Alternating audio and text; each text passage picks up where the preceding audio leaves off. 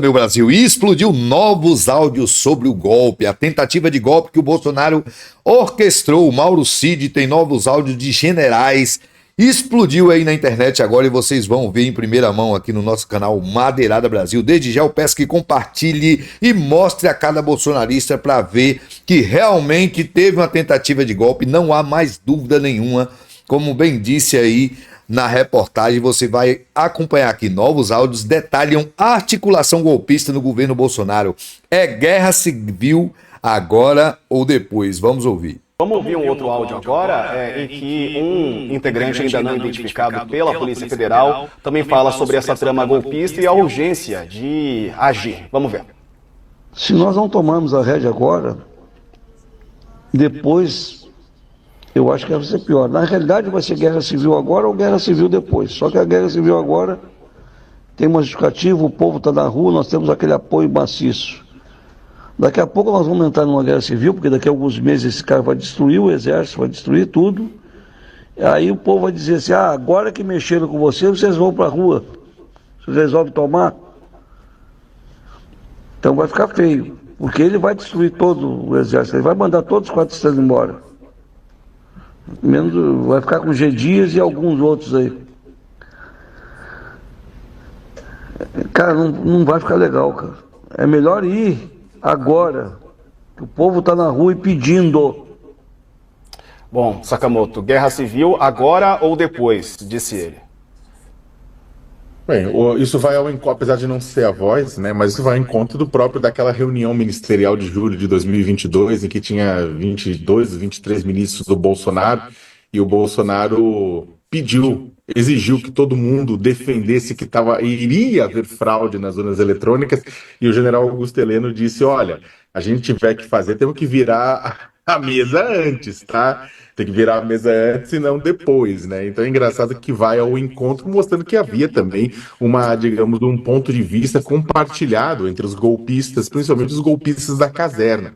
Mas, e com isso também soma-se outros áudios que já estão circulando, Diego, falando do seguinte, olha, a gente precisa criar um gabinete de crise sem esse pessoal que se acha acima da linha da ética, tem que juntar a rataiada.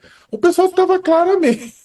Gente, eu não sei, às vezes eu fico com um pouco, na verdade, de curiosidade, que tem muita gente que se nega a falar a palavra golpe de Estado, sendo que os próprios conspiradores consideravam que o que eles estavam fazendo era virada de mesa, era guerra civil, era golpe de Estado, era juntar rataiada, era fazer aquilo que os frouxos, que os cagão não tinham coragem. Ou seja, eles sabiam que estavam, mandando a democracia para o espaço em nome daquilo que eles consideravam um bem maior. Sabe, este é um ponto. Os golpistas sabiam que estavam dando um golpe, né? Esta é a coisa mais interessante. Eles sabiam que estavam dando um golpe. Então, nesse ponto, pelo menos, respeito, né? Eles sabiam que estavam dando um golpe e concordavam com isso. E aí você vai pegar a desconexão com uma parte do público bolsonarista. Uma parte do público bolsonarista, da extrema-direita na sociedade, apoia exatamente o quê? Golpe, sabe? Não, vira a mesa, tira, dane-se que ganhou, não deixa eles assumirem. E tem uma outra parte bolsonarista que cola aquela ideia do tipo, não é um golpe de Estado, quem deu o golpe de Estado foi o PT, quem deu o golpe de Estado foram eles. Olha que louco, que é interessante, que é uma parte do discurso bolsonarista, do Bolsonaro. O próprio Bolsonaro fala, não, quem deu o golpe de Estado foram eles, eles que roubaram, eles que fraudaram. Né? Que aí vai ao encontro de uma parte do público dele que também fala isso, que fala, não, nós somos os democratas, nós que fomos pro 8 de janeiro, que somos os heróis e os mártires da democracia. Né? Só que tem uma parte dos setores militares que sabiam muito bem o que estavam fazendo. E aí, só para retomar e jogar de volta para você, Diego, isso é importante que o pessoal lembre, que é o seguinte, o golpe não é só do Bolsonaro, é do Bolsonaro e de setores militares. Você tem 25 pessoas que são oficiais, né, e um suboficial, mas mostrando tudo isso.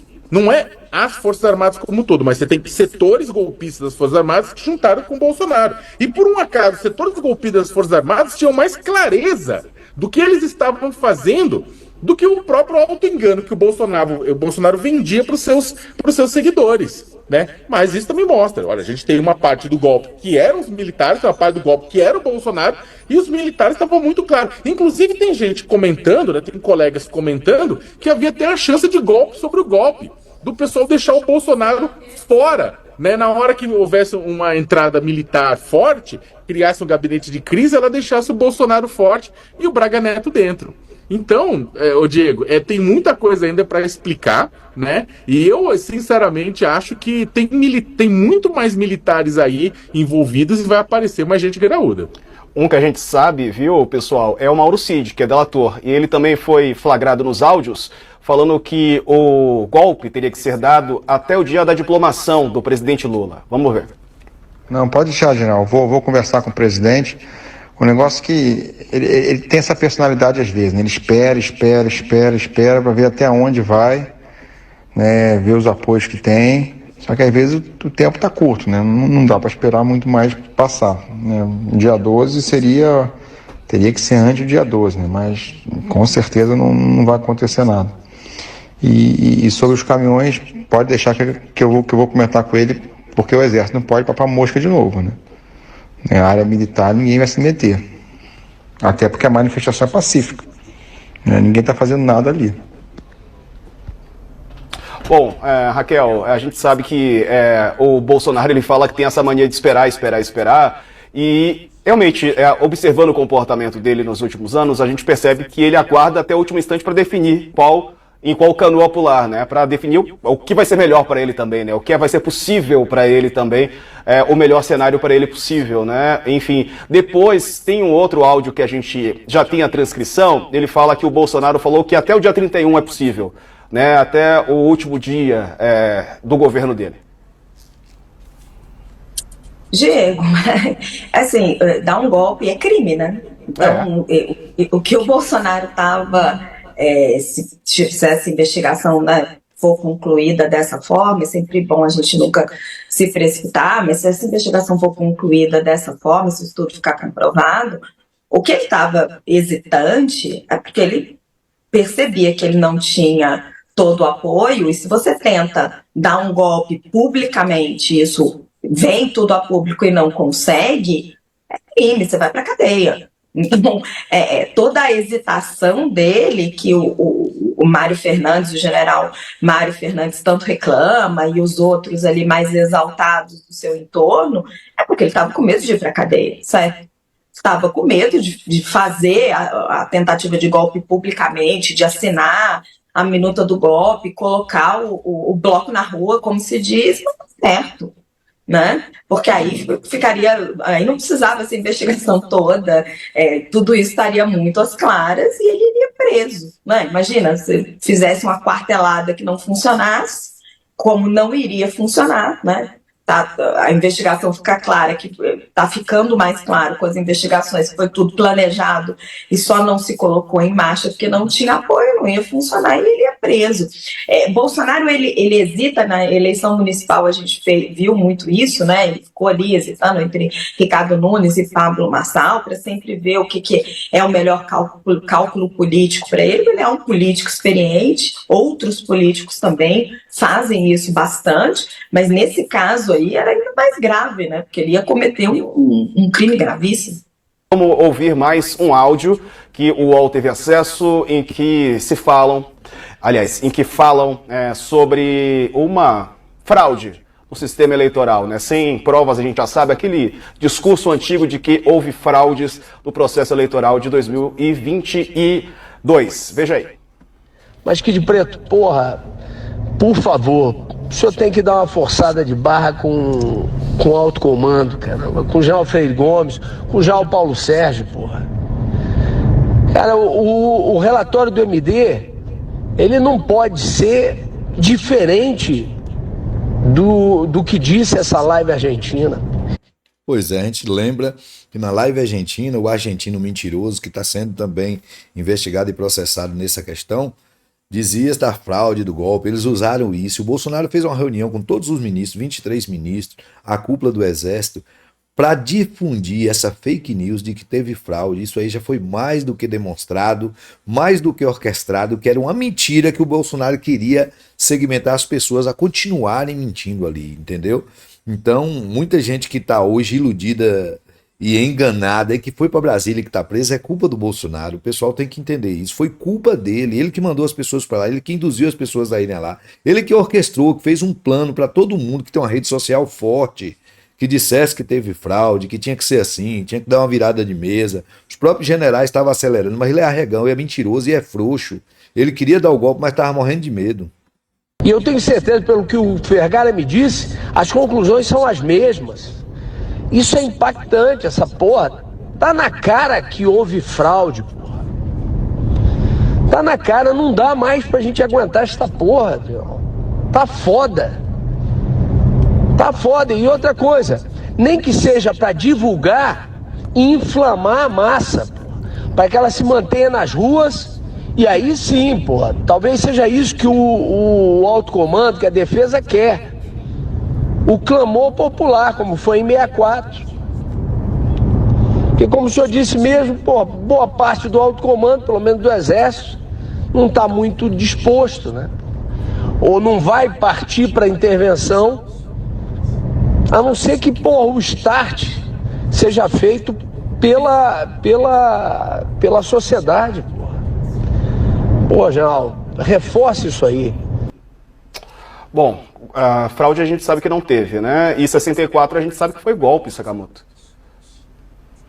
Ele estava falando, quando ele falou de live argentina, ele estava falando daquela transmissão do Fernando Serimedo, né, que participou ativamente, né, da tentativa de golpe, né, que tentou ajudar Bolsonaro a desestabilizar a credibilidade das urnas eletrônicas, mostrando que ele teve mais voto, né, mentindo, né, ou seja, que ele teve mais voto, usando dados que ele tirou de vozes da cabeça dele, sabe, dados que depois o pessoal facilmente desconstruiu como mentirosos, né, como fraudulentos, como achados no lixo, né.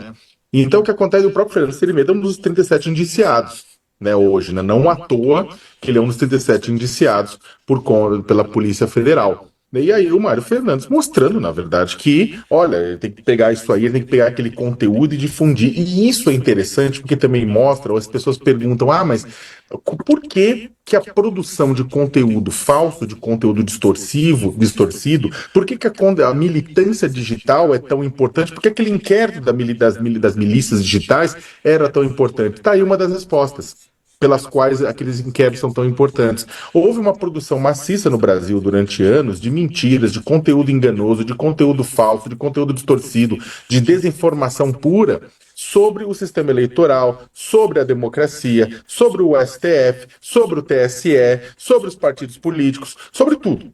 Né, sobre tudo que afetava o Bolsonaro, que desinteressava o Bolsonaro. Houve uma construção. O golpe não começou no dia seguinte da derrota bolsonarista. O golpe vem sendo construído desde antes.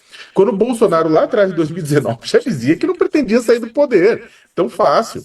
Então, o que acontece? Houve uma construção. E esse conteúdo falso, mentiroso, distorcido, da qual o Serimedo é um dos expoentes de produção, mas teve vários outros, inclusive deputados, deputadas, políticos, né, influenciadores bolsonaristas, contribuíram bastante para inflamar. E olha que interessante, o Mário Fernandes, ele fala o quê? Tem que pegar aquele conteúdo, ou seja, um conteúdo mentiroso de desinformação, para inflamar a massa e mantê-la mobilizada.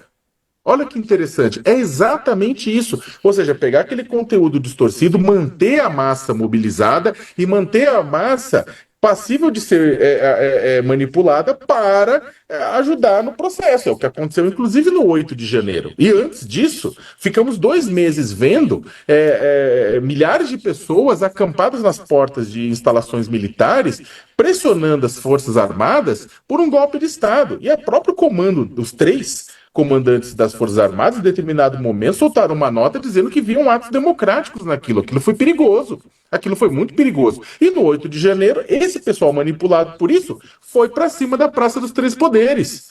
Né? O que aconteceria se tivesse tido apoio militar efetivo naquele momento? Eles teriam utilizado aquele momento para fazer uma intervenção?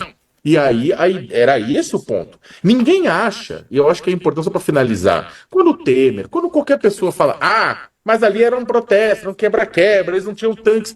Não, pequenos gafanhotos. Ninguém achou que aquelas mulheres, aqueles homens que estavam lá, eram os idealizadores do golpe de Estado. Aquilo era uma massa de manobra gigantesca, empurrada pelo pessoal que idealizou o golpe, para poder causar o caos, para poder destruir, para poder servir de estopim para que as Forças Armadas entrassem na jogada. Era isso. Era a mesma razão de que botaram uma bomba no dia 24 de dezembro à noite num caminhão de combustível que estava a caminho do aeroporto de Brasília para explodir o aeroporto de Brasília e gerar também uma entrada das Forças Armadas. E outras ações também, o próprio assassinato da chapa eleita também tinha esse objetivo no final das contas. Então estava tudo muito bem conectado. E não podemos esquecer, Diego, esta função da produção de mentira para articular a massa bolsonarista, né, executora, etc e tal, para fazer a vontade desse núcleo que estava manipulando tudo isso. A fala do Mário Fernandes é um resumo desse processo. Né? É um resumo de um processo que, inclusive, é muito maior, não começa com ele e na qual ele era apenas uma das peças no tabuleiro. Raquel. Perdão, Diego, você pode repetir? Retomando o áudio do Mário Fernandes, né, que ele fala que tá na cara que houve fraude, com aquele discurso de que houve fraude no processo eleitoral e ressaltando a importância de fazer algo parecido com o 64, né, quer dizer, trazer as pessoas para apoiar também o movimento golpista. Eles queriam fazer isso, queriam insuflar as pessoas, como o Bolsonaro fazia todo santo dia. Como o Bolsonaro fez durante toda a sua vida pública, foi insuflar as pessoas. Ele já dizia que tinha que matar mais de 30 mil e que ele ganhasse, ele tomaria o poder no dia seguinte. Então, ele não fez nada diferente do que ele havia prometido, ele não fez nada do que ele havia idealizado a vida toda. E a gente precisa entender e botar na cabeça dessas pessoas que foi golpe, foi uma tentativa de golpe, que Bolsonaro não presta e que Bolsonaro é isso aí mesmo. E as pessoas precisam, para a gente recuperar essa formação política do povo brasileiro, só com informação e muita informação, para desconstruir essa desinformação que tanto mal fez ao povo brasileiro, né? Chegou até aqui, se inscreva no canal, deixe seu like, compartilhe o vídeo e vamos para mais vídeos.